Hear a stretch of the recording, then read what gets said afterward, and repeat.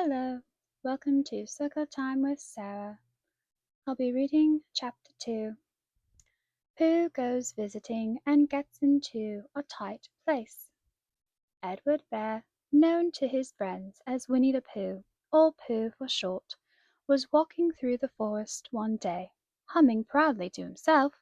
He had made up a little hum that very morning as he was doing his stoutness exercises in front of the glass.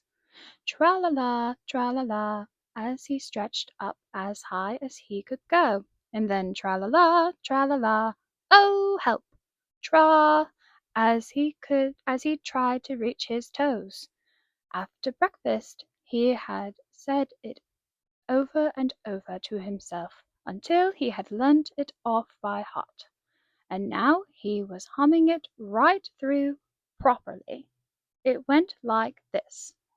Tra-la-la, tra-la-la, tra-la-la, tra-la-la, rum-tum, tiddly-dum-tum, tiddly-lum, tiddly-lil, tiddly-lil, tiddly-lil, tiddly-lil, dum-tum, wa-lum-tum-tum. Well, he was humming this hum to himself and walking along gaily, wondering what everybody else was doing and what it felt like being somebody else, when suddenly he came to a sandy bank, and in the bank was a large hole. "Aha!" said Pooh. "Rum tim tin tiddly tum. If I know anything about anything, that hole means rabbit," he said, "and rabbit means company," he said, "and company means food, and listening to me humming and such like rum tum tum tiddly tum tum." So he bent down, put his head into the hole, and called out, "Is anybody home?" There was a sudden scuffling sound from inside the hole, and now the silence. "What I said was, 'Is anybody home?'"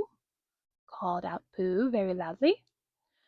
"No," said a voice, and then added, "You needn't shout so loud. I hear you quite well the first time." "Bother," said Pooh. "Isn't there anybody home here at all?" "Nobody." Winnie the Pooh took his head out of the hole and thought for a moment. He thought to himself, there must be somebody there, because somebody must have said nobody. So he put his head back in the hole and said, "Hello, Rabbit! Isn't that you?" "No," said Rabbit, in a different sort of voice this time. "But it isn't that Rabbit's voice?" "I don't think so," said Rabbit. "It isn't meant to be." "Oh!" said Pooh. He took his head out of the hole and had another think, and then he put it back and said, "Well, could you very kindly tell me where Rabbit is? He has gone to see his friend, Pooh Bear, who is a great friend of his." "But this is me," said Bear, very much surprised. "What sort of me?" "Pooh Bear." "Are you sure?" said Rabbit, still more surprised. "Quite sure," said Pooh. "Oh, well, then come in." So Pooh pushed and pushed and pushed his way through the hole, and at last he got in. "You were quite right," said Rabbit, looking at him all over. "It is you. Glad to see you. Who did you think I was?" "Well, I wasn't sure. You know how it is in the forest. One can't have anybody coming in one's house. One has to be careful." "What about a mouthful of something?" Who always liked a little something at 11 o'clock in the morning, and he was very glad to see Rabbit getting out the plates and mugs, and when Rabbit said, "Honey, or condensed milk with your bread?" He was so excited, and he said, "Both." And then, so as not to seem greedy, he added, "But don't bother about the bread, please." And for a long time after that he said nothing, until at last, humming to himself in a rather sticky voice, he got up, shook Rabbit lovingly by the paw, and said that he must be going. "Must you?" said Rabbit politely. "Well," said Pooh, "I could stay a little longer it if you," and he tried not hard to look in the direction of Alada. "As a matter of fact," said Rabbit, "I was going out myself directly." "Oh, well then, I'll be going on. Good-bye." "Well, good-bye, if you're sure you won't have any more." "Is there any more?" asked Pooh quickly. Rabbit took the covers off the dishes and said no, there wasn't. "I thought not," said Pooh, nodding to himself. "Well, good-bye, I must be going on." So he started to climb out of the hole. He pulled with his front paws and pushed with his back paws, and in a little while his nose was out in the open again, and then his ears, and then his front paws, and then his shoulders, and then— "Oh, help!" said Pooh. "I'd better go back." "Oh, bother!" said Pooh. "I shall have to go on." "I can't do either," said Pooh. "Oh, help and bother!" Now by this time Rabbit wanted to go for a walk too, and finding the front door full, he went out by the back door and came around to Pooh and looked at him. "Hello, are you stuck?" he asked. "No," said Pooh carelessly, "just resting and thinking and humming to myself. Here, give us a paw." Pooh Bear stretched out a paw, and Rabbit pulled and pulled and pulled. "Ow!" cried Pooh. "You're hurting." "The fact is," said Rabbit, "you're stuck." "It all comes," said Pooh crossly, "of not having front doors big enough." "It all comes," said Rabbit sternly, "of eating too much. I thought at the time," said Rabbit. "Only I didn't like to say anything," said Rabbit. "That one of us was eating too much," said Rabbit, "and I knew it wasn't me," he said. "Well, well, I shall go and fetch Christopher Robin."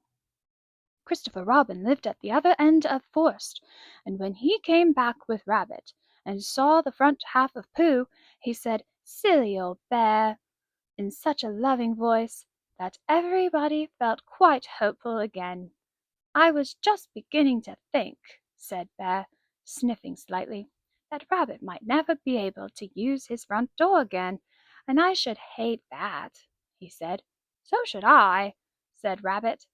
"Use his front door again," said Christopher Robin. "Of course he'll use his front door again." "Good," said Rabbit. "If we can't pull you out, Pooh, we must push you back." Rabbit scratched his whiskers thoughtfully and pointed out that, when once Pooh was pushed back, he was back, and of course nobody was more glad to see Pooh than he was. Still, there was some lived in trees and some lived underground, and— "You mean I'd never get out?" said Pooh. "I mean," said Rabbit, "that having got so far, it seems a pity to waste it." Christopher Robin nodded. "Then there's only one thing to do," he said. "We shall have to wait for you to thin again." "How long does getting thin take?" asked Pooh anxiously. "About a week, I should think." "But I can't stay here for a week." "You can stay here all right, silly old bear. It's getting you out which is so difficult." "We'll read to you," said Rabbit cheerfully, "and I hope it won't snow," he added. "And I say, old fellow, you're taking up a good deal of room in my house. Do you mind if I use your back legs as a towel horse?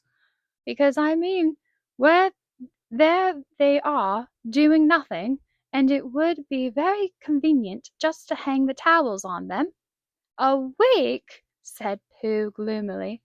"What about meals?" "I'm afraid no meals," said Christopher Robin, "because of getting thin quicker, but we will read to you." Bear began to sigh, and then found he couldn't because he was so tightly stuck, and a tear rolled down his eye as he said, "Then would you read a sustaining book, such as would help and comfort a wedged bear in great tightness?"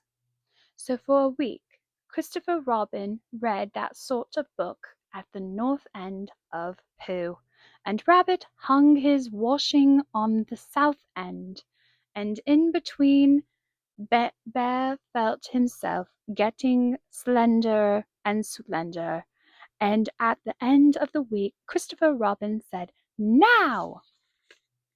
So he took hold of Pooh's front paws, and Rabbit took hold of Christopher Robin, and all the Rabbit's friends and relations took hold of Rabbit, and they all pulled together. And for a long time Pooh only said, "Ow!" and "Oh!" and then all of a sudden he said, "Pop!" just as if a cork had come out of a bottle. And Christopher Robin and Rabbit and all the Rabbit's friends and relations went head over heels backwards, and on top of them came Winnie the Pooh free. So, with a nod of thanks to his friends, he went on with his walk through the forest, humming proudly to himself, for Christopher Robin looked after him lovingly and said to himself, "Silly old bear." The end. I will read chapter 3 next time.